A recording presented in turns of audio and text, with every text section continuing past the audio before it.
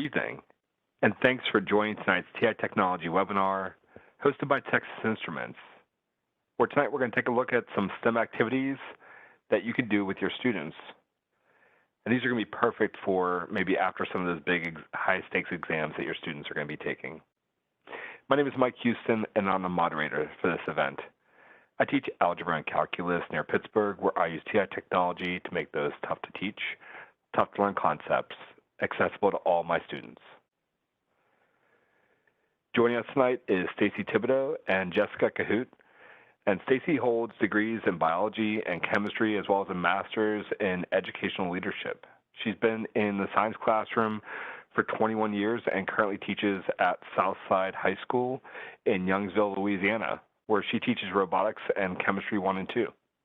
She's also taught biomedical science courses in the Project Lead the Way program, as well as Chemistry 1 and 2 AP. She uses TI technology to assist her teaching, data collection, and modeling math concepts, linking them to science content. So Stacy, it's great to have you with us tonight. Thanks, Mike. Glad to be here. And Jessica has taught all levels of biology, from co-taught to AP at Reservoir High School in Howard County, Maryland. She was first introduced to TI-Nspire technology in 2009 and has been using it in her classroom ever since. She became a T-Cubed regional instructor in 2015 and sees the technology as a great way to help students make real-life connections with science. So Jessica, thanks for joining us. Thanks for having me. I'm excited to be here. We're expecting a large crowd, so your audio is muted. Feel free to send any questions to Jessica or Stacy using the Q&A window on the right side of your screen. We will also be sending the certificate of attendance at the conclusion of this event. And we hope you don't have any audio issues, but in the event that you do, try selecting the audio broadcast button at the bottom of your screen. At this point, Jessica is going to discuss our agenda. All right, well, welcome everyone. We're going to introduce ourselves, tell you a little bit about what we do in the classroom as we present TI solutions for end-of-year projects or even summer camps or clubs.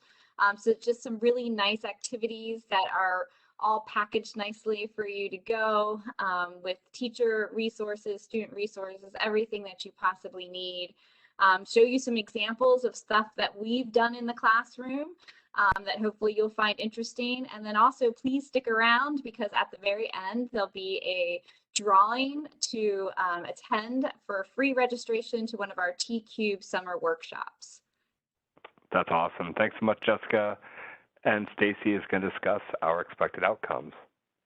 So hopefully after the webinar tonight, you'll have an idea of how to give middle and high school students experiences in-depth STEM and coding experiences, not only just coding to code, but also to apply to real-world problems and challenges.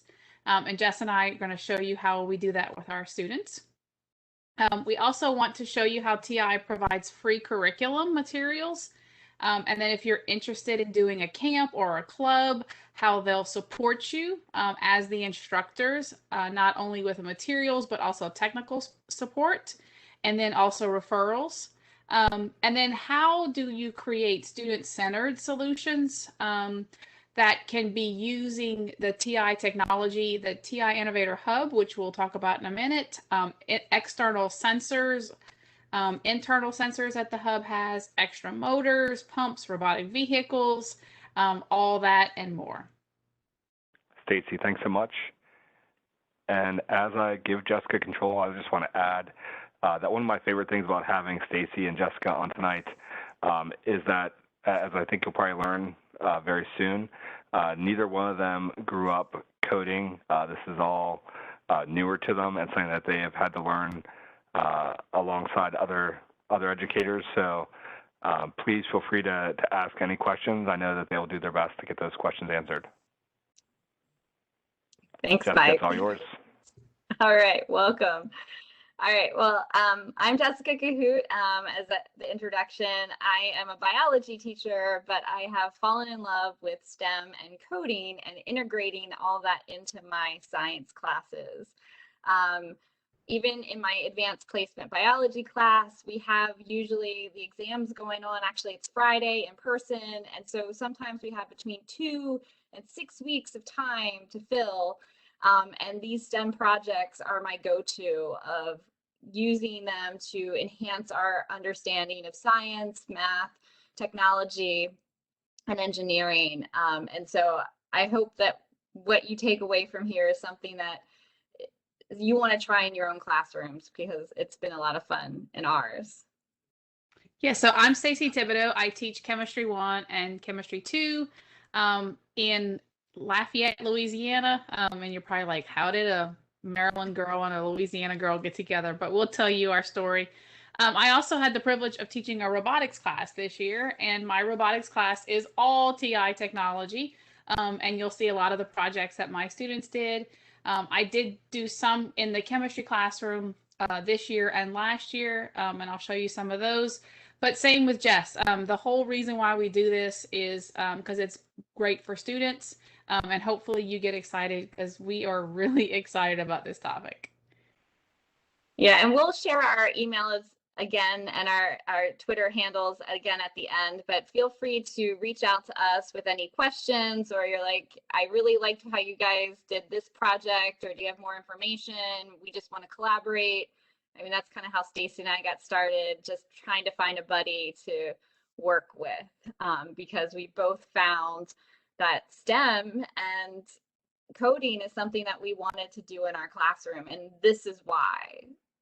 And when I first started incorporating STEM in my classroom, just the conversations that were happening were amazing. The way that students were talking to each other, saying things like, well, that didn't work, let's try this.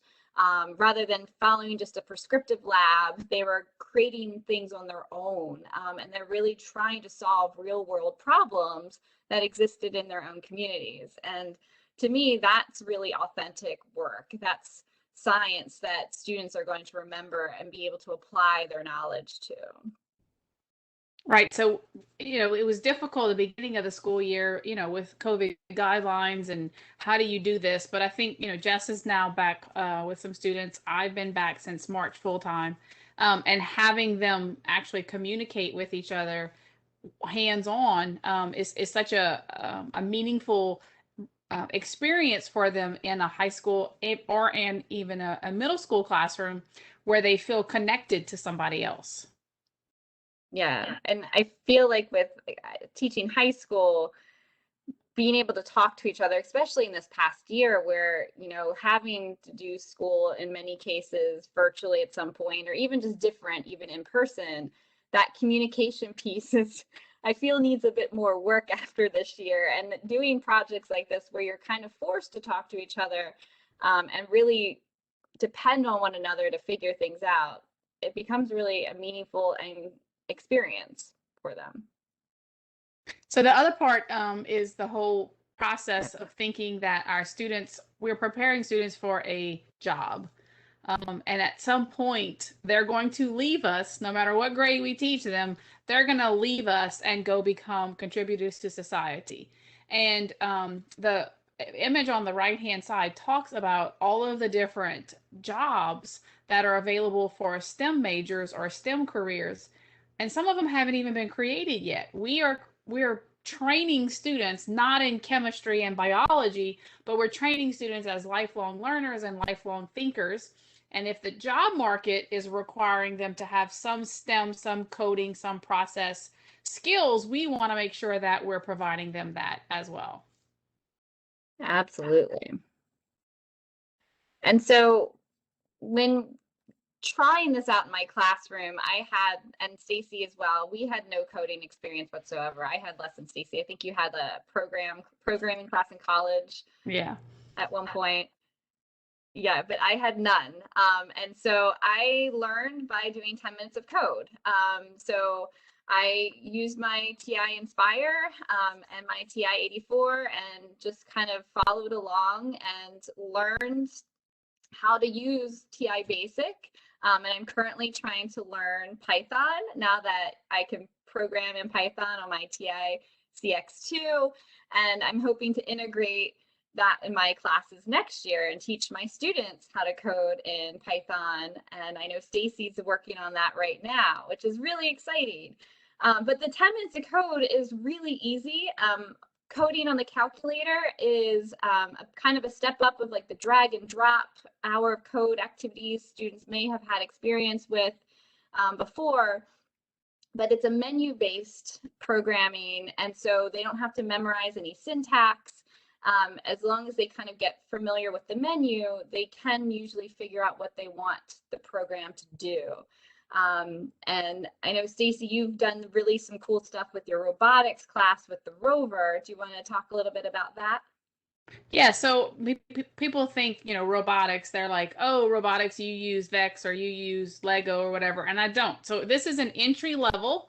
It's mostly freshmen. I do have a few juniors this year because we didn't have it before, and so it's probably freshman, sophomore, and I call it an on-ramp to robotics. We are a brand new school in our district. This is our 4th year of operation, and we don't have like a fancy robotics program. But I wanted to offer something to the students to have these experiences. So we use the rover, which you'll see a video of, as our robotic vehicle. But all in all, programming and coding, there's more to it than just a robot and just an automated vehicle. And so part of what Jess and I are going to show you is that there are other projects that if you either have, content you have to cover, or you have a club or a camp, or just something to do after an exam, that you can still do some of these projects and not think, oh, I have to spend all this money on this big piece of equipment and I'm never going to use it again. And so anyway, that's kind of how I got started with my robotics class. I also did 10 minutes of code with my students. I'm in the process of learning Python with my students, and I'm really excited to share some things with you tonight. Jess and I met at a conference a couple of years ago and saw this, and we were like, this is kind of cool. Maybe we should try it with our kids. And we went back to our respective states. And so if I could recommend anything, is you need a coding nerd friend to help you and guide you and push you to try new things. Sometimes, we're stuck in our classrooms, we're stuck in our floors or wherever you are, and we don't necessarily get out of our comfort zone. Jess and I can both say that coding has taught us how it's okay to step out of your comfort zone. Sometimes the students do know more than us, and they'll help us figure things out. Yeah, that's one of the things, the more rewarding things about this is that you're learning along with your students, which can be uncomfortable for many teachers, but I feel like it's really rewarding for both parties, where you're learning more, they're learning more, and you are stepping out of your comfort zone, and that's always great.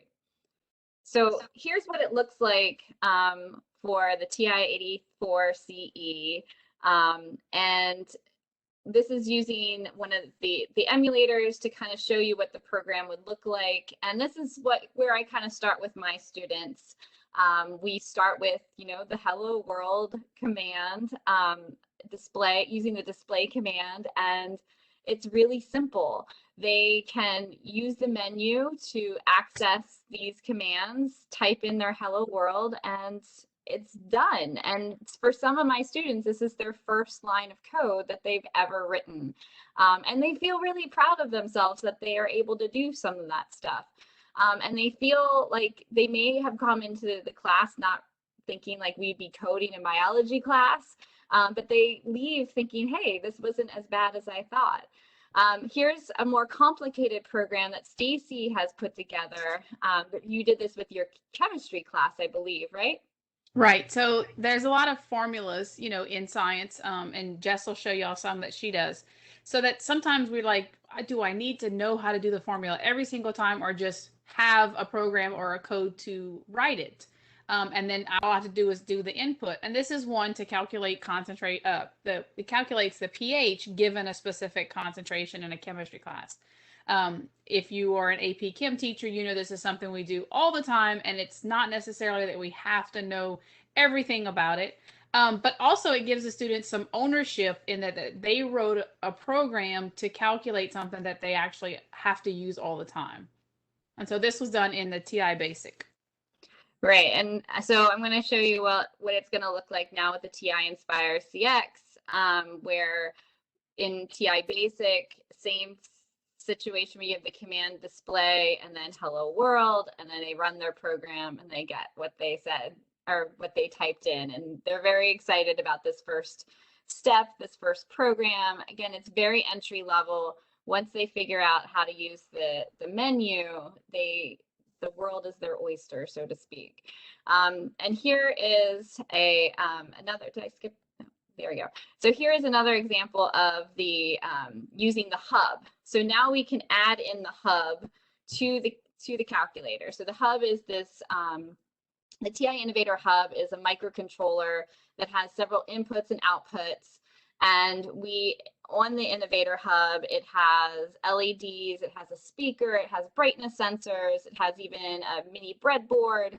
And we can do a little bit more with it. And that's a lot of the STEM projects that we are going to be reviewing use the Innovator Hub to allow for sensors and to control the inputs and outputs of those sensors.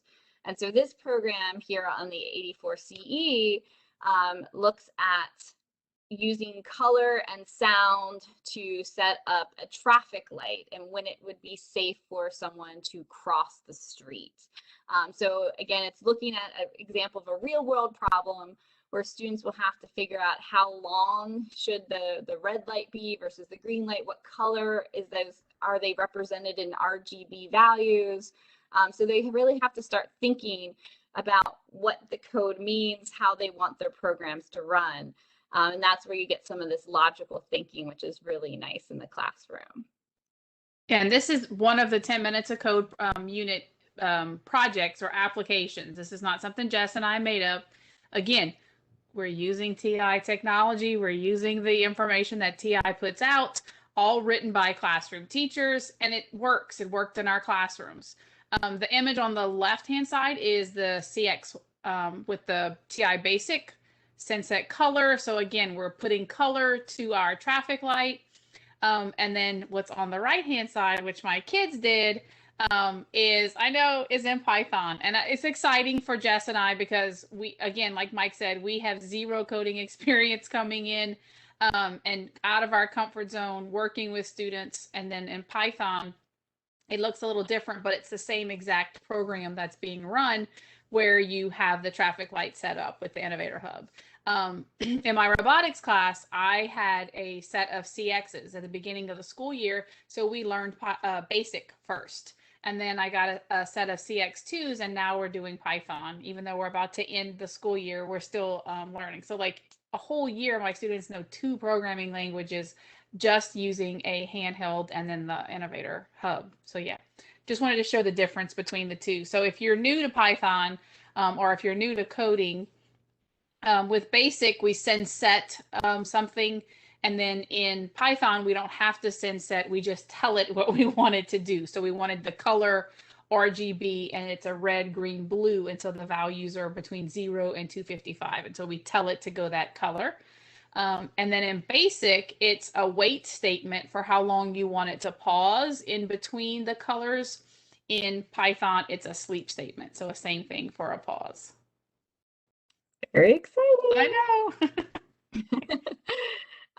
But all this is just to kind of prepare you for setting up the STEM project. So giving your students a little experience with using the calculators and figuring out how to work the menu. So the 10 minutes of code would be like kind of a great starting point, maybe spending a day or so using some of those basic programs to get them comfortable with just the format of how they would write programs. And then you can dive into some STEM projects. And there's a variety of projects that meet your needs.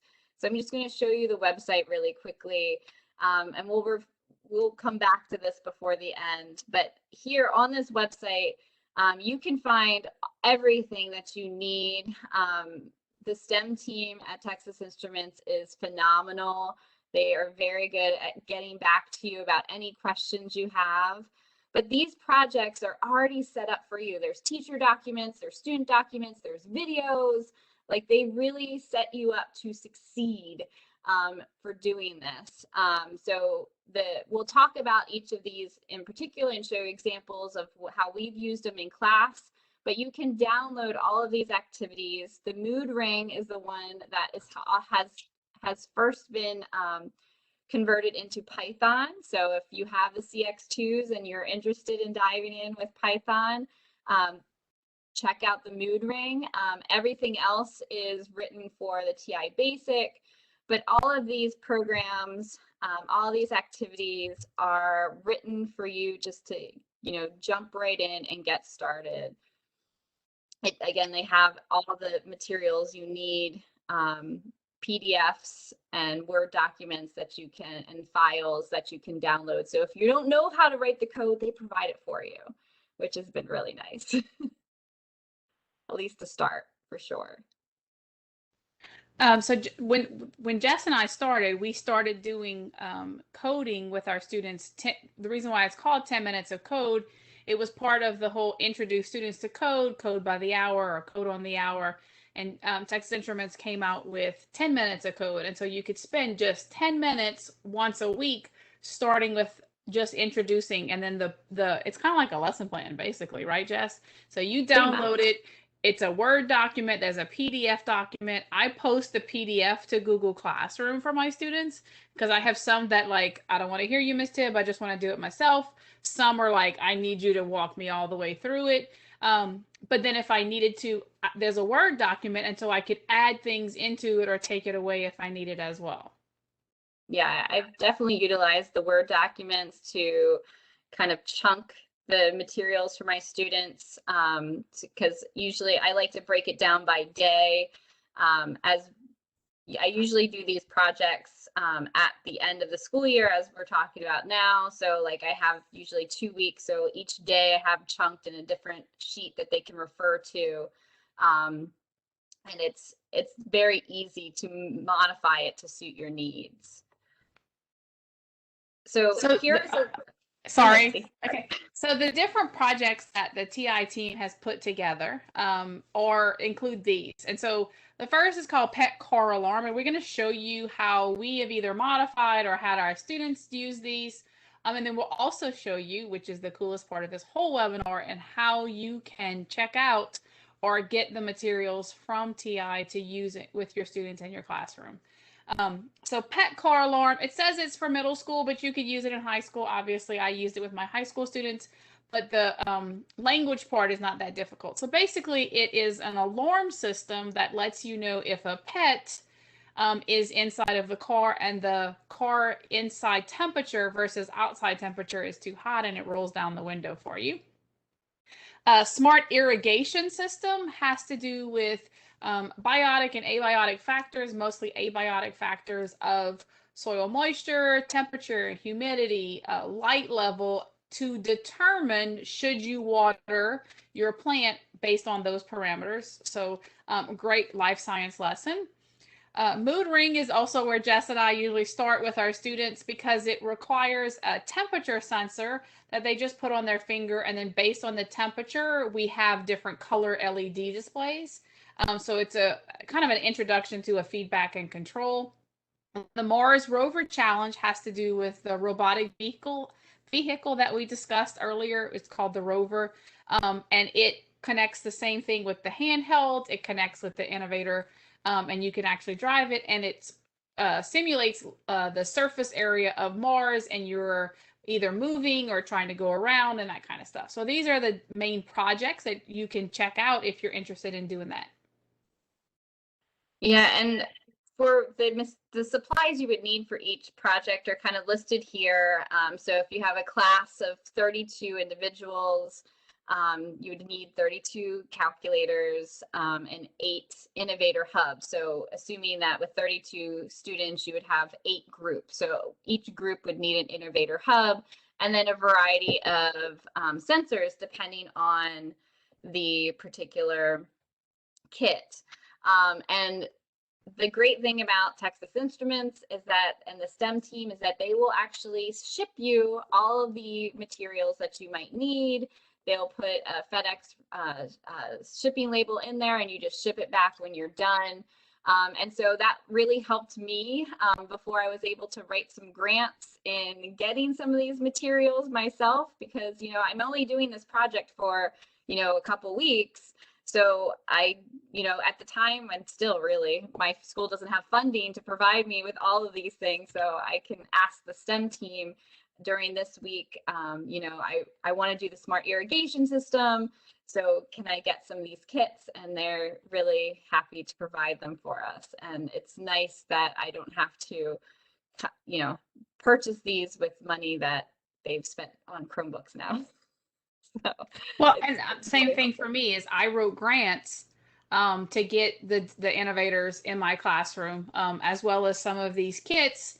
I also wrote grants for other projects, again, that will show. And then it's okay, even if your students have to share. You'll see some pictures of my students. They have gloves on because we're sharing equipment and I can't sanitize and spray, you know, electronic equipment. So we wore gloves this year. So it's just different, you know, depending on if you have, you know, 20 kids or you in case 30 kids, where you have to check out all of the different materials, but they will definitely send you the materials to use.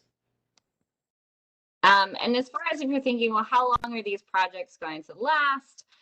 The mood ring, as Stacy mentioned, is a great introduction to the using the Innovator Hub and using that whole feedback system of input, output, measuring temperature, getting a reading, and putting out a LED color based off of your mood. So it's a great, that's what I use as an introduction.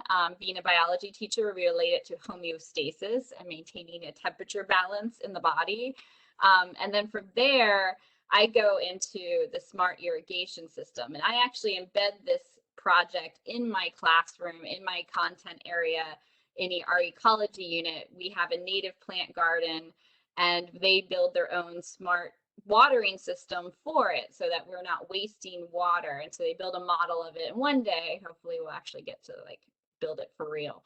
But for now, we just build models for it and learn the code that we would need to control reading sensors and then using a pump to move water out of a cistern into the garden. So we're not wasting water. We're only using just the right amount that they need. And a lot of these projects can take a couple days, usually 2 to 4 days. You can extend them for sure, and you could do multiples of them. Really, it's what you want to do. You can build it into your curriculum, tie a story along with it. So the students feel like they're really trying to solve a problem, and they're creating a useful piece of technology that does something for good in the real world.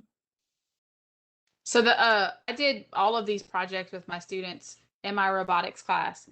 And then, so because I, you know, got some of the kits, I didn't have enough for every student to have. So I kind of broke my students in groups and I said, okay, I need you guys to figure out, so for the smart irrigation, the soil moisture, what are the levels that we should do to be able to water? And I need this group to figure out light level. And I need this group to figure out the temperature and humidity. So like each group had their reason for existing and it also figuring out, and then we tied it all in and they just shared their code. You can connect the handheld to handheld, and then they sent their code to the other handhelds. Each student for me is always responsible for showing me that they can code, even though not every kid has a hub or the project, but every kid does have to show me that they can code. I do have some, you know, that struggle, and so I kind of help them out as we go along. But like I said, I have freshmen and I have a few juniors, and I don't have a single kid who walked in saying, I know how to program and I know how to code everything. They've all come in not knowing a whole lot, but then, like I said, they're leaving with both a basic and now a Python. So if you need to, you could do it in small bits, or if you needed, you know, like Jess said, a 3 to 4 day project, you could do it as that. And one of the things that helps with, if you're short for time, and since, I'm a biology teacher, I'm not a coding teacher. I think it's a valuable skill to learn, and I encourage my students to learn and be familiar with it. But for me, it's more of an exposure to programming. And so when these projects can be really drug out as far as like really having the students create their own code, but to kind of make it simpler, I've sent the students the code that you can get from the website. And what I really focus on is interpreting the code and then modifying it to suit their needs. So they can see an existing program, understand what each line means, and then fix it to, or modify it to do what they want it to do, which also gives them, some exposure to the process. I feel it's still valuable. Absolutely. Yeah. All right. And then, doing this in class, I feel is completely valuable, but there's also camp. So we're getting close to summer. Yay. And if you are interested in doing a STEM camp for your school or for your students or hosting something, TI also can provide you with some of those materials to be used to help you to plan for the camp, to get those equipment, and anything that you might need. I know, Stacy, you've done camps before, correct? Right. I had 2 summers of Gear Up. If you know my Gear Up grants, I Gear Up camps, and I didn't purchase anything. Everything I used through this program workshop loan through the STEM club, STEM team, and they sent me everything. I didn't have to worry about any of the technology materials. I know, that's very nice. That's, I think, the best part of this whole program is being able to borrow things. Right. And so and the guys who are part of the STEM team, they're like us. I mean, some of them, most of them were classroom teachers like us, and they totally understand that I don't necessarily have the time to be that creative or to be that problem solver or whatever. And so they really, I mean, I have a story to tell y'all later. I like telling stories, but Jess and I both, we could email the STEM team right now with a problem we have, and they won't answer at 7:30 at night Central Time, but they will get back to us tomorrow. Yeah, I already have an email drafted, but you do? Okay. They will look. Mike in the chat was saying I just emailed about Angela's suggestion. I mean, like, they will email you back. They listen to us because they are they're the ones who are like, we have these ideas, we have these problems we want to fix, we want to do all these things, but if it doesn't make sense to us who's in the classroom, who's doing the grunt work, then what good is it? And I think about it sometimes, like, there's nobody in TI land that's this big high horse on the top of a 20-story building. TI is made up of teachers and people who know what's happening in the classroom, because they send us these things like these STEM projects, and they're like, do this, tell me your feedback, and we go and we give them feedback, and they're like, oh, okay, then we'll add this. Oh, we need to link it to these standards. Okay, so it's all about us and what they can do to help us to reach the kids for the skills they need. Absolutely. And that gets us into the actual projects that we've done in our class. And I'm so jealous of Stacy and her robotics class and what she's been able to do with Python. I have big dreams for next year of a class that I get to kind of have a little bit more freedom and play around with. So I'm excited to try some of these things in Python next year. But why don't you tell everyone what you've been doing and what so can you do me a favor? Can you click on the STEM projects hyperlink so we can show them the actual website? Yeah. So everything that Jess and I get is coming from the education.ti.com website. So go to go homepage, Jess. So the 10 minutes of code is where Jess and I started. We started with basic, and then now they've released Python. Go to get started. And so this is the home page where we get everything from. And so I just started Python, I guess about 4 weeks ago. I'm no expert. I'm not an expert at basic either. I can work my way through basic. I'm learning Python. And so this is where you can get, I think it's so cute with the little backpack and the handheld in there. So the first area that you can go to is just like for coding, like if you were in a math class, science class, and you wanted to just understand the coding language. That's the first slides that Jess and I showed you.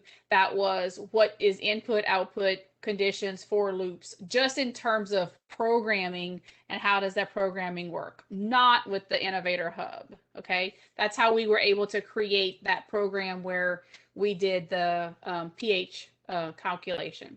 The middle has to do with the Innovator Hub, which is, and I can't believe we don't even have a slide of that, Jess. I'm just realizing that. We'll show some in a minute. So the Innovator Hub is TI's solution to a microcontroller. And so the microcontroller, which uses TI technology, this is like big TI technology, that's in all these fancy things that I probably don't know about, but like through NASA and like hospitals and all these organizations who have big TI technology.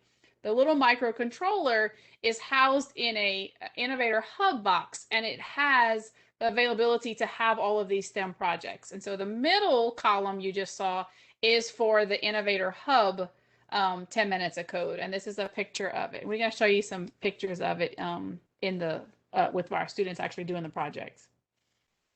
And then what's on the right is for the STEM events. TI has put out, they have a YouTube channel where they're actually showing you how to code in Python all of the different projects. And this one is on the mood ring, like Jessica was talking about. I think there's like 12 different videos on the mood ring. So you could 12 days, or you could take the bits and pieces you wanted. Or if you just wanted to learn how to do Python and the mood ring, you could do the same. I did do that over Christmas break, by the way. Sounds awesome. So this is the first, it's very short. It's a short video. So this is the traffic light Jess and I were talking about earlier that we did. And this is one of my students' project. It's a very short video, but he was so excited. This is one of my juniors that did it. And so the traffic light shows you, it's a red, yellow, and green light. And then like Jessica said, they have to use the different parameters to determine when do you want sound to allow for a blind person to be able to walk across the street and hear the sound, knowing it's a red light, not a green light. And the kids, most of them, unfortunately, don't have experience with that. But that was my kid's first one in Python. I was very excited. It is very cool. So this is Rover. We did Rover right before we left for Christmas break. So my kids had to share Rovers. And so we drew shapes. And so this is just a piece of Post-it note paper. There is an area on the top of the Rover where you can put a Sharpie or an Expo marker. And this is what we did. And they were able to draw shapes. We drew Christmas trees, which was our challenge for before we left for Christmas. And they had to program a song to play during the Christmas tree drawing. And then the Rover also has RGB LED lights on it, and it'll light up. And so when they got to a certain point, they had to make it a color. And I don't have video of that, but it was a really cool challenge that was floating around Twitter by some of the instructors. Very cool. There we go. So this is, I was mentioning it in the chat. So this is different than the 10 minutes of code. And it's more than just what the STEM team is offering. So this is called the Path to STEM projects. And so Path to STEM applies the knowledge of coding and a breadboard and external accessories. And so my students actually made a speaker using the breadboard and a magnetic wire that was hooked up to a very high power magnet and a styrofoam cup. And the sounds that the hub played were amplified and played through the actual styrofoam cup. Again, I'm not an engineering teacher. I'm not a coding teacher, but using the TI resources and the TI STEM team, my students were able to do that. You can see the blue gloves on their hands. Yeah, and I was able, like the Path to STEM is, we always get blinded by the really cool STEM projects, but they do have some really great ideas. I had my students create conductivity probes, which is one of the projects. that they do in the Path to STEM. And so we were learning about water quality. We were going to the local stream and testing the water quality and using conductivity probes. So let's build our own and build a conductivity probe, introduce breadboards. They get to engineer their own and test different water to, compare and see if, what kind of dissolved ions would be found in them. It was pretty cool. Yeah, so they use the breadboard with the wires to figure out what is the conductivity, but then they take a conductivity sensor from veneer and actually get the values, and then they correlate it through a graph. Can you ask for more STEM than that? I know. It's amazing. So this was a fun project too. So the hub itself has a brightness sensor that's built in. And so we added an external motor that dispensed, in this case, it was beans. This was our first true engineering design project where they had to design the entire apparatus and how far should the motor turn and what direction should the motor turn to be able to release whatever was in there. And I think these were beans. And then they also added the RGB LED on the actual hub to turn green when it was going to be dispensing. Another cool project. Yeah.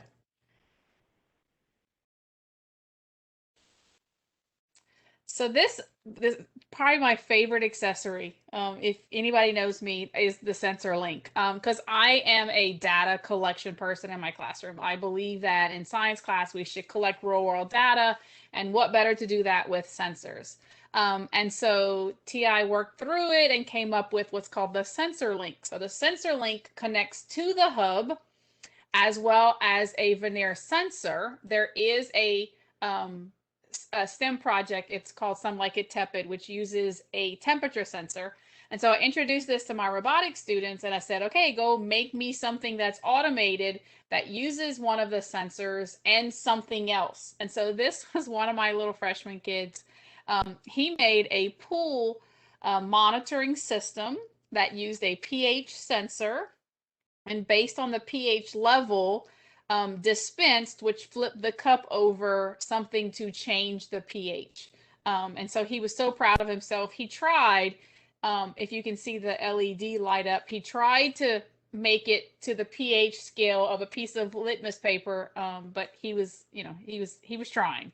And he was so excited, he told one of his teachers, and that teacher, it was his English teacher, she actually came and visited our class to see his project. So yeah. Yeah, they get so excited. They're so proud of their work when they do projects like this. It's music to a teacher's ears. It's wonderful. So this is very similar to what Jessica was talking about with creating a conductivity sensor. My students created a temperature sensor using a thermistor. And so the thermistor is used there's some wires inside of the straw. And so they collected temperature data, which is an analog data, and calibrated it to the actual veneer temperature sensor that's plugged into the top of the handheld, if you can see that. And then they had to calibrate their thermistor temperature sensor using linear models in mathematics to actually come up with what does the thermistor sensor mean in terms of a degree Celsius. I think that was probably the hardest one for us because, like I said, I have freshmen and then I have juniors. And so their math skills and what they can see in mathematics was different. It probably took me about a week to do that, but I think they really felt accomplished because not only did they get data, they were able to interpret it and then build some kind of a design component to it. Yeah, and I don't know if anyone is familiar with Science Olympiad, but there is a very similar project that incorporated the TI Innovator Hub last year where they had to design a temperature sensor and they had to calibrate it, and it was pretty cool. I helped some of my students I'm not the Science Olympiad sponsor, but I'm known in the school as being the calculator nerd girl. So they came to me with help for coding. So I showed them the 10 minutes to code. I kind of got them familiar with the menu. And the girls that were in that group got second in their regional competition. So I felt very proud of them for doing that. And, you know, I didn't really help them at all. Like, I just showed them where the resources were. And that's the great thing about a lot of these projects is you just show them how it works and they just go above and beyond any expectations. Like, they really run with it and come up with some creative ideas, really amazing things. This is the smart irrigation system, and this is one of the projects that I try to incorporate into my actual content, but I've also done it with at the end of the year as well as I was learning it. And it's a really great project in that, you know, it was applicable to me. And this is the project that Stacy and I sat down next to each other at a PD session. We're like, oh, we can actually do this. Like, this makes sense in a science classroom. And so in this video, you'll see I have a plant here, and that's the soil moisture sensor that I'm putting into my plant. I have my code that's already embedded. And again, you can download the program itself and modify it based on the parameters. Like, you only want it to turn the pump on if the soil moisture is below a certain amount, if the light level is below a certain amount. And these are things that you could have your students research, but there's a temperature humidity sensor, and there's a light sensor. And so I'm lowering the lights, and you can see in the back that the water turns on. Once the moisture sensor measures above a certain measurement, it then turns off. And so they look at that input, that output, and they figure out what the plant needs and then design their program or modify their program to figure that out. And so on the right-hand side, there's a picture of a designed garden using lots of different recyclables you might find around the classroom, where they have their little cistern and some tubing to then water their plants in the middle. And so the actual materials to set this up and model it in your classroom isn't that much other than the sensors themselves. You can really be creative with how you actually build the model and use those resources of what you have around and in your recycling bin.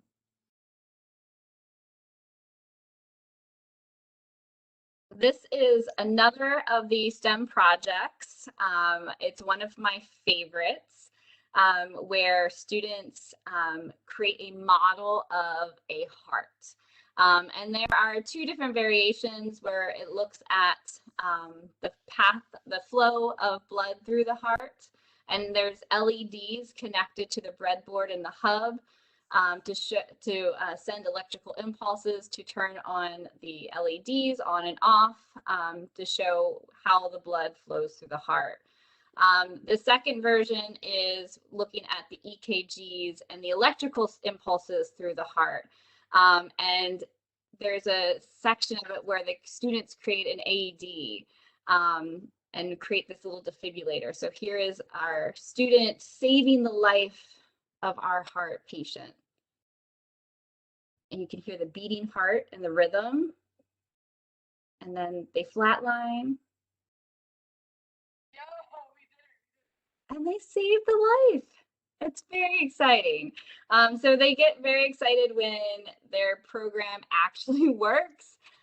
And what I did, so I did this at the end of, after the AP biology exam one year. I am an AP reader, so I had to leave school for a week and leave my juniors. My seniors had already left.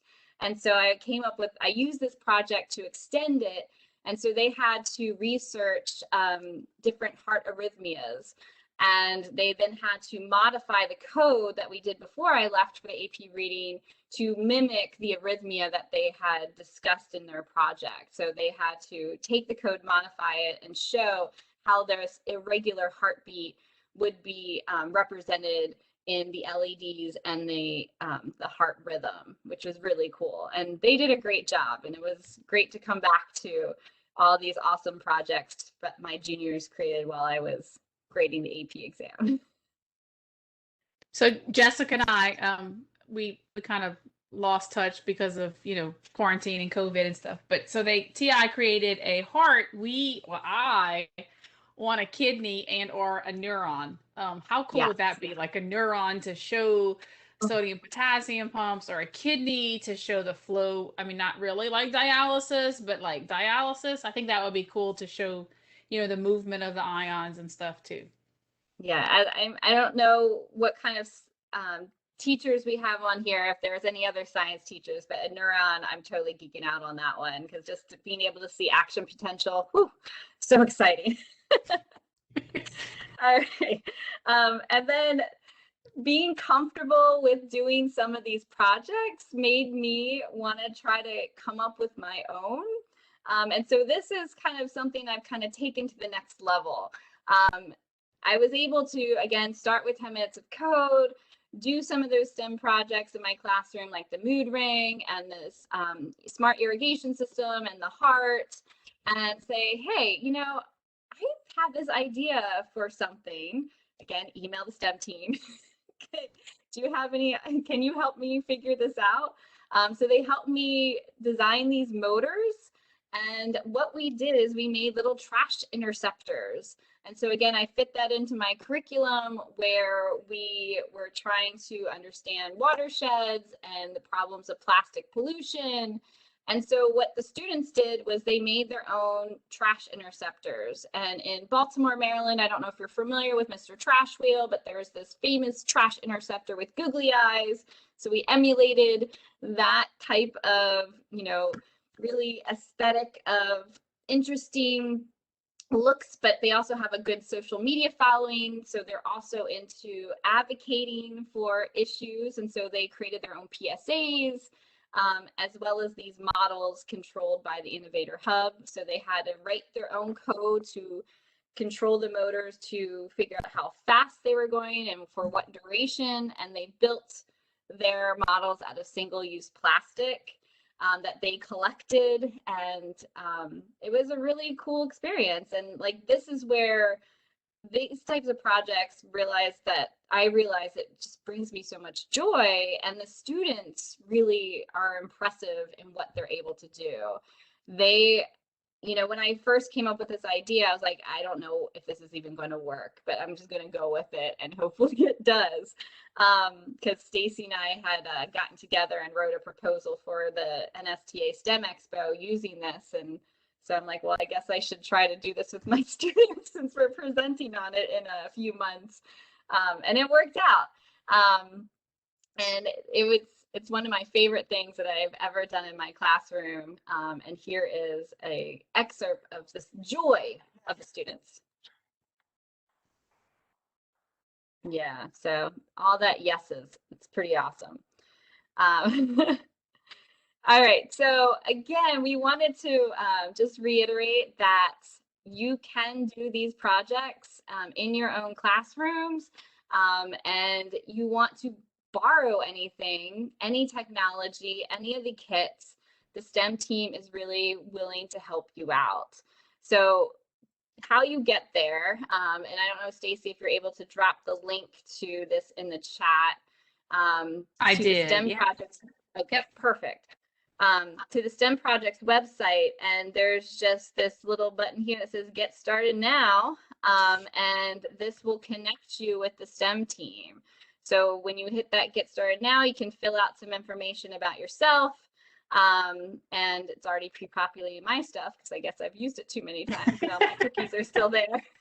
So you just fill out information of what you're interested in, what kind of technologies you prefer as far as the TI-Nspire CX or the 84 Plus CE. If you need help from a STEM team member, and just all this information about what you need, what you want, and then someone will reach out to you and help you out with it.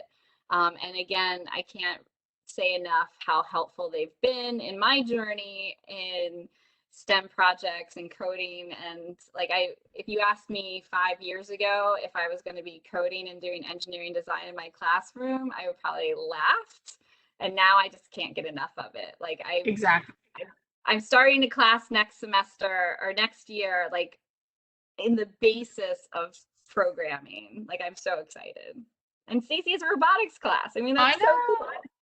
So I put a few things in the chat. I know it was a lot. You will get, I know Mike will probably say this, but you're going to get an email a couple of days after the webinar with the link. And Mike's going to give it to you with our presentation. Everything is hyperlinked. Okay. I know it's a lot, but everything has all of the links to the individual documents or the websites that we talked about tonight, as well as our contact information. Somebody was mentioning in the chat about your ETC. So an ETC is an educational technology consultant. They are also your best friend. So I started the school year and I had 4 rovers with 30 kids in a class, and my ETC sent me some rovers to use when I did the rover project. So just to let you know that they are definitely there to help you as well. Like when Jess and I wrote our grants, our ETCs were there to help us if we needed to. So I know it was a lot of information, but please feel free if you need anything, reach out to Jess or myself. I put our Twitter handles, not that we're like promoting ourselves, but we promote what we do in our classrooms. And so if something you saw tonight is exciting and interesting, you'll see a lot more of it through Twitter. But we like to share. Sometimes Twitter is also a challenge, like it was over Christmas for us to create the Christmas tree with lights and sounds and stuff. So thank you all for being here tonight. Yeah, and it's always great to just to, you know, promote what we're doing and to show up. The kids like it too. Like they're like, Miss Kahoot, are you going to put this on Twitter? Are you going to show off my project? So it's always great. Exactly. Well, again, here's our email addresses and Twitter handles, and it was great speaking with everybody tonight. So thank you all very much. And it's been great.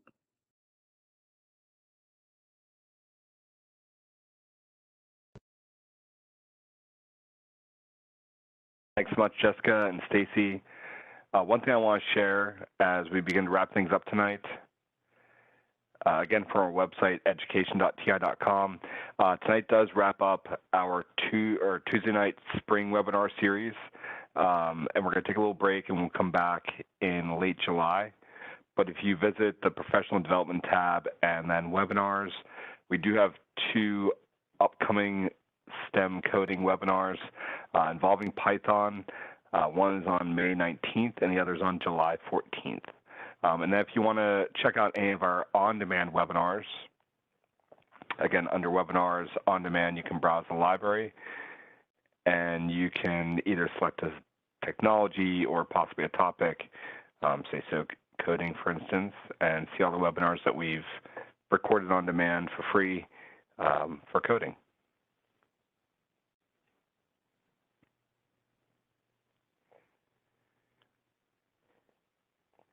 And we are definitely excited about the upcoming TQ summer workshops. More information is available on our website, but they're a great way to, again, extend your learning over the summer, for instance, with STEM and coding. For me personally, coding is one of those things that did not come naturally to me, and I need time to do it. And attending a summer PD is one of those great ways to actually have some of that time to really immerse yourself in that and to do it with other people that are like-minded and are willing to help. We are also excited to give away to one lucky winner a T-Cubed summer workshop, and tonight's lucky winner is LaWanda King Butler. So LaWanda, congratulations. We hope to see you as well as everyone else at a T-Cubed summer workshop, and LaWanda will be in touch over email in the next couple of days to give you a little more information. To receive a certificate of attendance for tonight,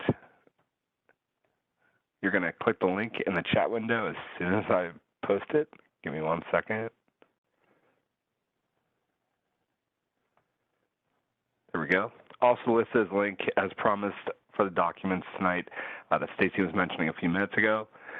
If you miss these links or if they're not working for any reason, hang tight. You'll automatically get that follow-up email in a couple days, which will contain a link to the certificate, the documents, as well as the recording. And if you're watching this on demand, go ahead and copy that link into your favorite browser to receive your certificate. Please feel free to continue the excitement and the conversation on any of the major social media outlets. We'd love to get in contact with you. And if you're in need of any post-webinar follow-up, feel free to give us a call or send us an email. All right, huge thanks for Stacy and Jessica for putting everything together tonight. I think I already saw a lot of excitement from everyone out there. So thanks to everyone that joined us tonight, but extra special thanks to Jessica and Stacy for sharing their projects that they do with their students in their classrooms. Thanks, Mike. Thanks, everybody. I hope you enjoyed it. Again, thanks, everyone. We hope to see you back online real soon. Have a great night and stay safe.